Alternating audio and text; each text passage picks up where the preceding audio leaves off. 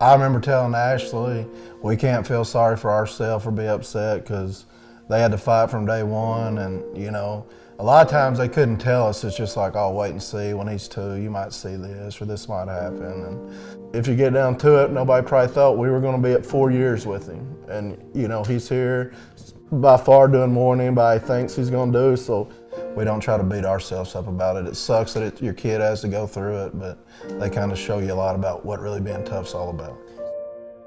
I'll just say the Clancys have been through a lot. They're obviously super strong people. They've got a great couple of boys that go here, but they have some other kids too, and they have jobs and a lot of things that are going on with their life, and Cash has made great progress, especially this year, considering all the different stuff that he's been through. Easterseals came into our lives when the boys were about 5 months old. The NICU got us in touch with the high infant monitoring program through Easterseals. We had 3 wonderful therapists start coming to our house, and they worked with them all through the winter months until the boys were strong enough to actually get into the preschool. Being at Easterseals is amazing. These kids are just amazing, and specifically Cash, he's gone through so much. He's a fighter and he works so hard. You know, when we read books, even turning a page takes effort from him, but he wants to do it, and he'll tell you, you know, let me do it. I want to do it myself. I want to turn the page. You know, he has that drive, and it's just incredible.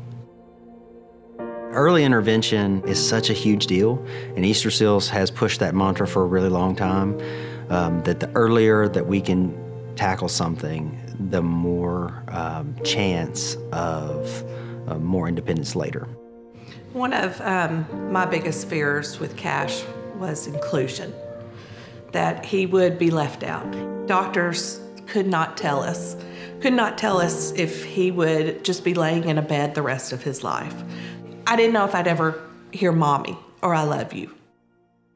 Easterseals has put a lot of those fears to rest. Cash has just made excellent progress. I mean, from the time that I saw him initially, he was always really motivated to do whatever was asked of him, even as, you know, a 1-year-old. And then as he got older, he started talking, and we realized he was gonna be able to verbally express himself. And so then we moved away from the alternative communication and more towards him speaking. When he goes to school, he wants to know, where's Gabby? Where's Turner and Fisher? You know, he loves his friends and they love him. I don't know where Turner and Cash would be without Easterseals. The hard work that they put into Turner to get him caught up to where he is a typical kid. He's tested out of all therapies. At Easterseals, we don't want to put limits on anybody.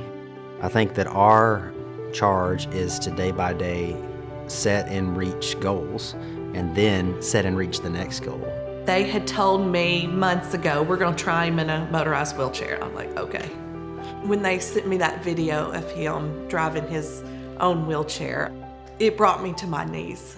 The things that we do, they're just not set up in a way that they make money.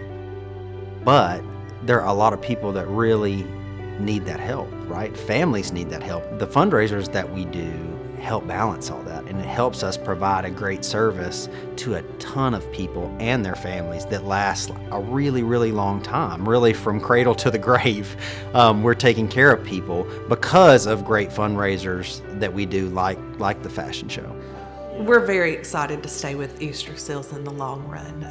I have visited the different, like Butler, where the adults are, and to see how they interact with the adults there and the independence those adults have.